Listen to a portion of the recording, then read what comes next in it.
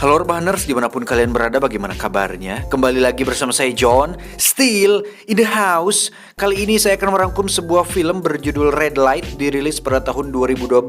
Film ini akan mengungkap beberapa penipuan yang dilakukan oleh oknum-oknum yang katanya bisa menyembuhkan segala macam penyakit dan mengklaim dirinya punya kekuatan supranatural. Jadi tanpa banyak spoiler, di awal langsung saja pasang handspirit, simetris, konfus, rebahan, kencangkan celana dalam. Selamat menonton dan mari kita katakan bersama-sama passwordnya. 1, 2, 3.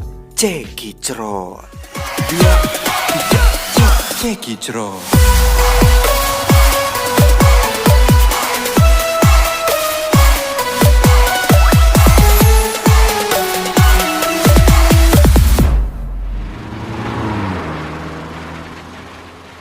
Diawali dengan memperlihatkan dua orang yang sedang berkendara. Ada Margaret, seorang profesor yang ahli dalam bidang paranormal, dan asistennya yang seorang ahli fisika bernama Tom. Ini orangnya. Mereka berdua sering berkeliling untuk mencari dan mempelajari fenomena gaib yang mana mereka berdua yakin bahwa ada penjelasan di setiap fenomena-fenomena tersebut. Pada adegan ini mereka berdua diundang oleh sebuah keluarga yang mengklaim bahwa rumah mereka ada jurignya sehingga semua anggota keluarga menjadi ketakutan dan ada rencana untuk pindah dari rumah tersebut.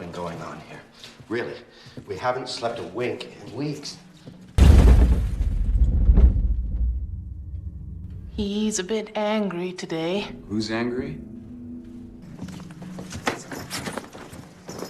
Girls room? Say hi. Hi. Tak hanya Margaret dan Tom saja yang diundang, di situ juga ada seorang wanita paranormal yang mengaku bisa berkomunikasi dengan roh jahat yang sering membantu keluarga tersebut. Dan untuk membuktikan bahwa di sana ada hantunya atau tidak, Margaret pun meminta si paranormal untuk melakukan ritual pemanggilan arwah, yang mana adegan ini direkam oleh Tom yang membawa seperangkat alat penelitian guna membantu penyelidikan mereka. When I begin the session, no matter what happens, please don't break the circle.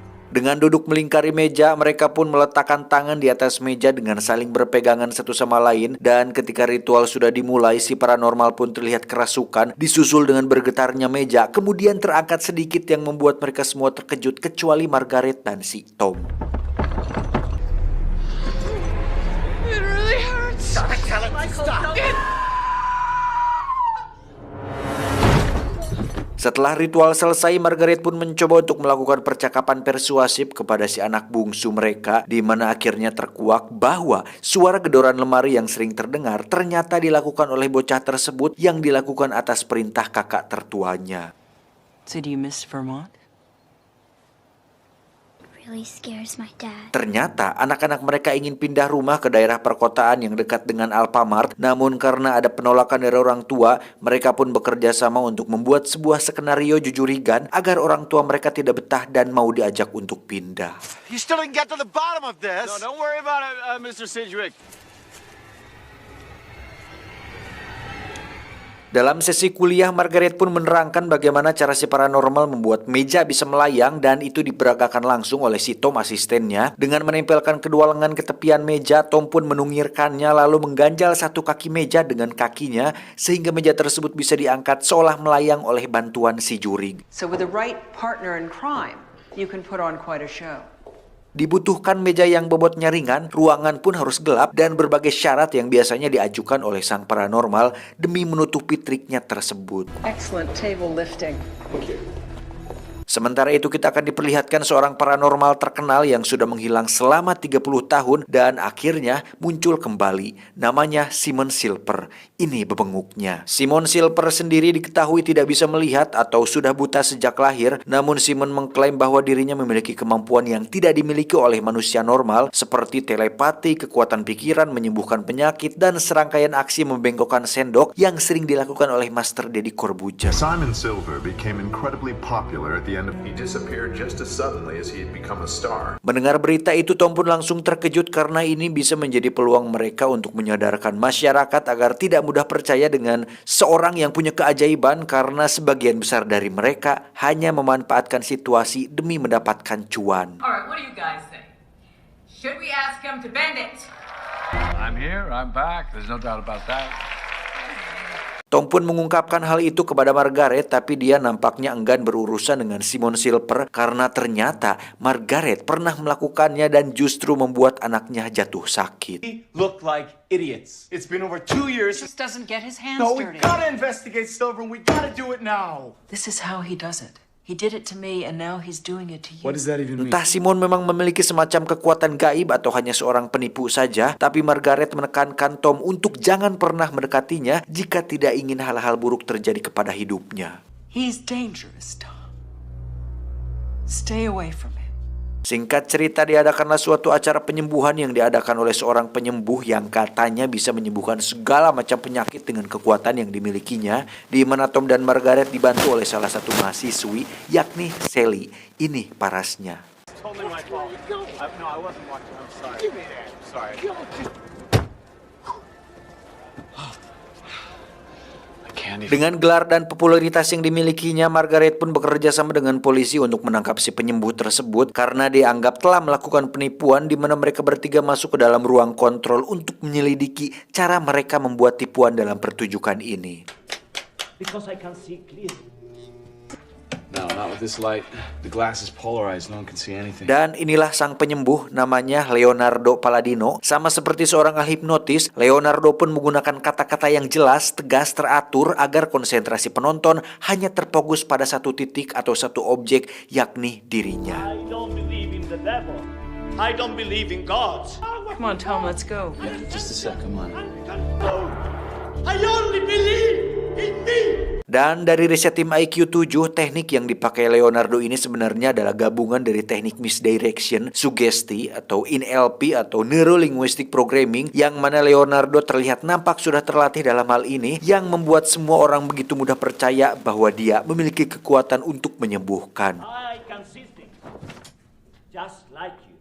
I am a mentalist. I got a mind. Dan yang paling luar biasa dari semua itu adalah Leonardo mengklaim punya kekuatan untuk bisa menerawang sehingga dia bisa menebak nama, alamat, dan penyakit seseorang tanpa dia harus melihat KTP atau daftar riwayat orang tersebut. B154 Greenwich.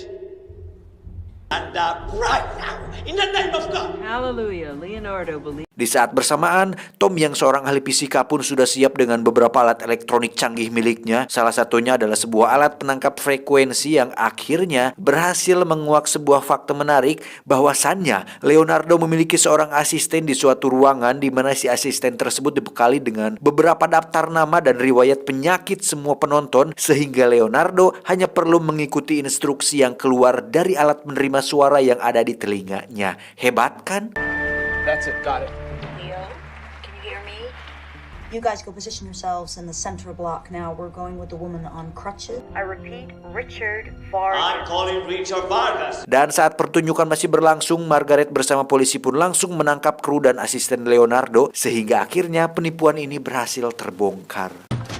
Hey, you guys lose this. Saat berada di kampus, Margaret pun didatangi oleh sahabatnya yang sama-sama berkecimpung dalam bidang paranormalan, namanya Paul.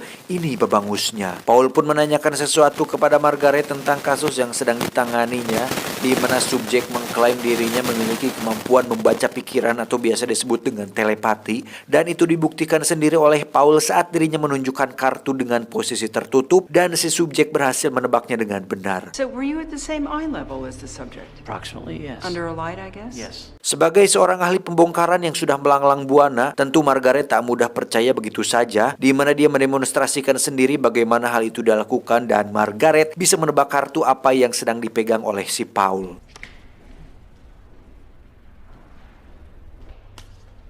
Square, star, wave. How are you doing that? Dan ternyata caranya sangat simpel dan masuk akal, yaitu dengan melihat pantulan dari kacamata yang dikenakan oleh si Paul sendiri, dan itu cukup membuat Paul kena mental.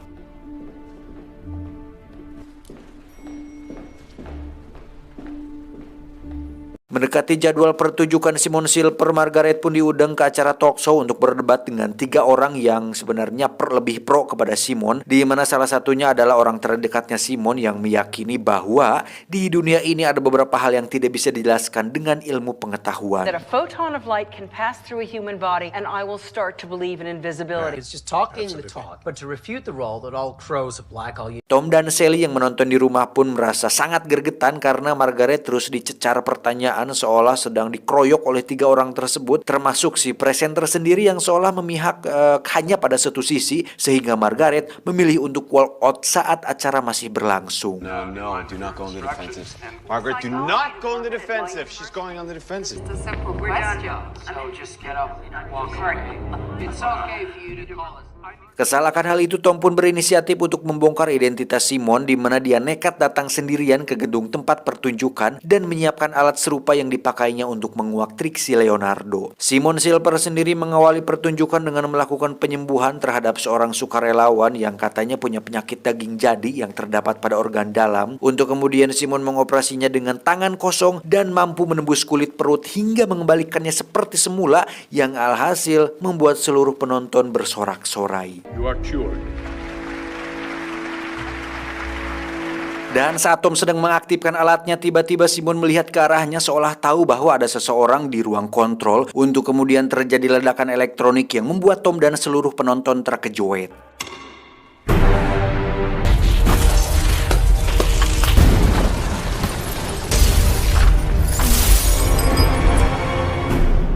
Tom pun segera pergi menemui Margaret di rumahnya. Namun apa yang terjadi? Margaret ditemukan sudah tak sadarkan diri hingga harus dilarikan ke rumah sakit. Entah apa penyebabnya, tapi Tom mulai berasumsi bahwa ini pasti ada hubungannya dengan si Simon Silver. Tak ingin larut dalam kesedihan, Tom pun kembali mengajar di kelas untuk menggantikan Margaret, dan tak lama dia pun mendapat telepon dari orang misterius yang tidak mengeluarkan suara. Tapi tiba-tiba... Silver? Ya, ada seekor burung kapinis yang secara kebetulan menabrak atap kaca, di mana itu semakin membuat Tom ragu akan keyakinannya terhadap sains dan mulai muncul rasa takut akan kebenaran kekuatan supranatural yang dimiliki oleh Simon. Tak cukup sampai situ, Tom pun harus menerima kenyataan pahit ketika dia mendengar kabar bahwa Margaret baru saja meninggal di rumah sakit akibat mengalami serangan jantung. Tak tinggal diam, Tom pun menemui Leonardo di penjara untuk mencari informasi tentang Simon, karena belakangan diketahui bahwa Leonardo ini adalah bekas muridnya Simon, di mana Tom curiga bahwa Simon telah menemui Leonardo untuk mencari informasi tentang Margaret dan dirinya, termasuk metode pembongkaran yang dipakai untuk menjebak Leonardo. Did the blind guy see us when we were up to no good? When did you talk to Silver? Buckley. We shut you down. Did the blind guy spook us? Tom pun berasumsi bahwa Simon telah memasang peledak di ruang kontrol yang bisa dikendalikan dari jarak jauh, yang dengan kata lain, Simon telah mempersiapkan jebakan tersebut untuk menggagalkan rencana pembongkaran pertunjukannya. Senior, give me an You've got no idea what you're getting yourself into. Hari-hari setelah itu pun Tom lalui dengan penuh rasa teror dan ketakutan, di mana dia mengalami beberapa momen horor, di antaranya hampir menabrak seorang pejalan kaki yang berperilaku aneh, bermimpi didatangi oleh Simon Silver, dan rumahnya yang tiba-tiba berantakan dengan sendirinya. I'm sorry.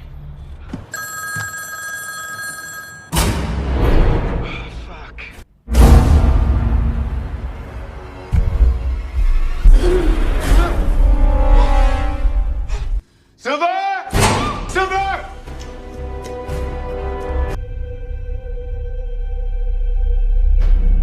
Tak lama Tom pun melihat berita tentang Paul yang akan melakukan pembuktian akan kebenaran Simon Silver, di mana Tom langsung mendatanginya dan memaksa Paul agar memasukkan Tom sebagai salah satu penguji dalam acara pembuktian tersebut.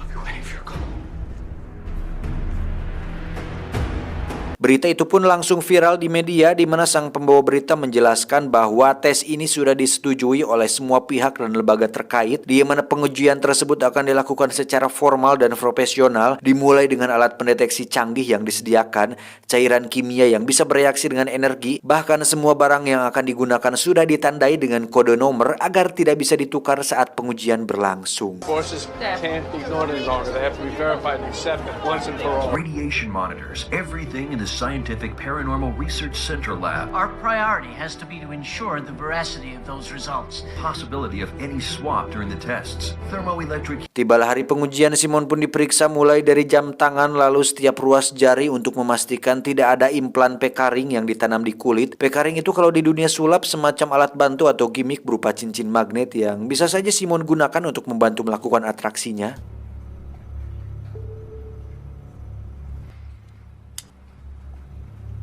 Dan sesaat sebelum tes pertama dimulai, lampu pun berkedip, entah tokennya habis atau memang ada juri yang kebetulan lewat, entahlah. Tes pertama Simon pun harus memotret tanpa menyentuh kameranya, di mana dia menggunakan sebuah silinder besi yang diklaimnya mampu menghantarkan energi dari tubuhnya ke kamera tersebut. Tes kedua, lagi-lagi Simon berhasil membuat para penguji bingung dengan demonstrasi metal bending atau trik membengkokkan sendok dengan pikiran yang seperti yang sering kita lihat di TV. Silver received 3 different models of still camera. There is no scientific explanation for these results. Visual analysis of the film is insufficient to determine whether this could not be experimentally confirmed. Tes ketiga, Simon pun menunjukkan kemampuannya yang lain, yaitu membuat air yang mengucur belok saat tangannya didekatkan. Entah dia memakai electric touch buatan Yigal Mesika atau memang tubuhnya benar-benar mengeluarkan energi kodam. Tapi yang pasti hal itu semakin membuat para menguji tidak bisa menjelaskan tentang fenomena yang terjadi. Deviated by some kind of external stimulus around Silver's hand. Dan dari semua tes yang dilakukan, Tom nampaknya sudah mengetahui bagaimana itu dilakukan, sehingga dia lebih tertarik dengan tes terakhir, yaitu tes telepati. Di mana Tom dan satu muridnya mencoba untuk memeriksa rekaman tersebut untuk mencari bagaimana Simon melakukannya. Keep going. Stop there. Okay, this was the last test. Loading all the images from all the cameras and syncing them frame by frame. Tes telepati ini mewajibkan Simon untuk menebak angka yang dipilih oleh sukarelawan, di mana Simon dan sukarelawan ditempatkan di ruangan yang berbeda, dan setiap angka yang dipilih sukarelawan mampu ditebak oleh Simon dengan benar dan sempurna. He's seeing his own panel? No. He's seeing Silver's panel. It's supposed to help him concentrate. The corresponding number he thinks the guy has sent. Is that clear? Tom pun menyuruh muridnya untuk terus menyelidiki rekaman tersebut, sedangkan dirinya akan pergi ke teater tempat pertunjukan terakhir Simon, yang mana dalam pertunjukan tersebut Simon akan menunjukkan aksi yang lebih spektakuler, yaitu melayang di udara. Why did you come here? Have you come to see this? Sama seperti pesulap David Copperfield yang melakukan trik levitation, Simon pun melayang di atas panggung dengan sorotan lampu di belakang yang membuat mata kita tidak terlalu bisa melihatnya dengan jelas, sehingga jika ada sling atau tali yang menarik tubuhnya, tentu kita tidak akan bisa memperhatikannya. Tom yang sudah berada di bangku penonton pun semakin dibuat gusar dengan aksi yang diperlihatkan Simon, yang mana saat dirinya sedang berada di toilet, Tom pun diserang oleh si Leonardo atas perintah dari Simon karena Tom dianggap berpotensi bisa merusak karir dan reputasi nama besarnya.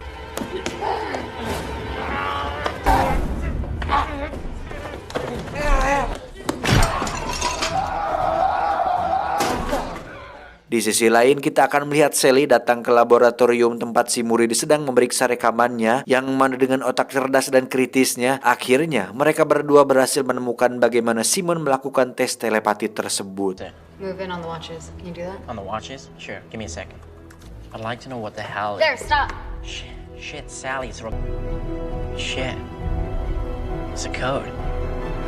Ternyata sang sukarelawan merupakan salah satu krunya Simon, di mana mereka berdua menggunakan jam tangan yang settingan detiknya sama, sehingga ketika jarum panjangnya tepat berada pada angka 10, sang sukarelawan hanya perlu memilih angka 10. Perlu diketahui bahwa saat si sukarelawan selesai memilih angka, akan ada suara yang muncul di ruangan Simon sebagai tanda bahwa sang sukarelawan sudah selesai memilih, sehingga Simon bisa langsung menebak berapa angka yang dipilih oleh si sukarelawan tersebut. Silver just has to know where the second hand is when he hears the signal and translate it to the position. They're in it together. Pertanyaannya, bagaimana cara Simon mengetahui letak jarum panjang tersebut berada, sedangkan beliau adalah seorang tunanetra? Nah, ternyata Simon tidak buta sama sekali, di mana dia mampu melihat dengan normal sama seperti kita, yang mana image buta tersebut ternyata adalah bagian dari konsep pertunjukannya selama ini, dan yang membuat salut adalah Simon harus akting buta seumur hidup untuk menunjang karir dan pertunjukannya tersebut. ODGJ nggak tuh? Demi cuan harus pura-pura buta. Ya Allah. Oh shit. Silver can see. Silver never touched the hands. No, the simpler the better. Okay, it's right here in front of us. Kembali ke Tom yang masih gelut dengan Leonardo, di mana Tom akhirnya tumbang dan ditinggalkan begitu saja di toilet. Tak ingin ngajojongkeng begitu saja, Tom pun bangkit kemudian berjalan kembali masuk ke dalam teater dengan kondisi penuh luka, di mana hal itu sempat membuat Leonardo akan mengusirnya, tetapi disuruh dibiarkan saja oleh asisten pribadinya Simon. The young and persistent Thomas Buckley. Karena banyak orang yang menyaksikan, Simon pun bertindak profesional dengan menyambut baik Tom sebagai tamu tak terduga, tetapi Tom meresponnya dengan cara yang berbeda. You can't deny yourself. You can't live in denial forever. Terlihat di situ ada seorang penonton pria yang nampaknya sedang diobati, di mana tangannya tadi sudah disugesti oleh Simon untuk tetap tegak dan tidak bisa digerakkan. Namun karena sudah terlalu lama dalam posisi itu, si penonton pun mengeluh sakit dan meminta Simon untuk menurunkannya. Di mana Tom langsung menyelanya dengan mengatakan, kalau pegel ya turunin, gak usah nunggu disuruh orang. Itu tangan antum sendiri. Kenapa harus nunggu instruksi dari Simon? Better off sitting down. Don't believe everything they tell you. Seketika itu pula sugesti dari Simon pun runtuh, di mana penonton itu langsung duduk yang memicu amarah Simon karena telah merusak pertunjukannya tersebut. Don't you dare ignore me. Stay where you are. I don't think you know the kind of force. Saat Tom semakin mendekat dan terus meminta Simon untuk mengakui kebohongannya, Simon pun langsung teriak kemudian menggeliat seolah akan mengeluarkan amarah dan kekuatan supranaturalnya, sampai-sampai kacamata yang dipakainya pun terjatuh ke lantai. Did you know all along? Saat Simon semakin teriak dan membuat Tom kebisingan, tiba-tiba terjadi getaran seperti gempa bumi, disusul dengan ledakan lampu sorot dan beberapa alat berjatuhan, di mana itu membuat seluruh penonton kepanikan termasuk si Simon sendiri.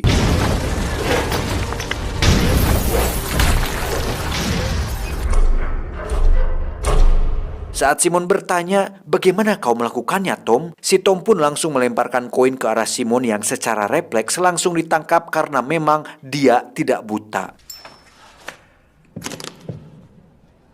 Tom pun kemudian berkata, Phoning. Simon, come with me. How did you do that? Secara tidak langsung, karir Simon pun tamat oleh dirinya sendiri. Namun yang pasti jadi pertanyaan untuk Anda semua adalah, bagaimana fenomena gempa bumi tadi bisa terjadi? Dan plot twist film ini akan sangat amat mengejutkan, karena ternyata Tomlah jawaban dari semua pertanyaan ini, di mana si Tom sebenarnya memiliki kekuatan supranatural asli, tidak ada badaknya, yang dia tidak sadari sendiri. Dan fenomena gempa tadi terjadi oleh kemampuan supranatural yang dimilikinya. Kaget kan? Even today, I'm not exactly sure when everything ended. Semua fenomena di semejang film dimulai dengan ledakan alat elektronik di ruang kontrol, lalu burung yang jatuh dari langit, kemudian tempat tinggalnya yang tiba-tiba berantakan. Semuanya ternyata timbul dari alam bawah sadar si Tom sendiri. Dan yang paling menarik adalah sepanjang hidup dia mencari jawaban tentang kebenaran supranatural, dunia gaib dan hal-hal semacam itu, ternyata selama ini jawaban tersebut ada dalam dirinya sendiri. I did what you'd have wanted, but I'll never forgive myself for not revealing myself. Entah bagaimana nasib Simon Silver selanjutnya, tapi satu hal yang pasti, ending film ini semakin menimbulkan pertanyaan apakah hal seperti itu ada atau tidak di dunia nyata. You can't deny yourself forever. Tamat ending yang cukup membagongkan.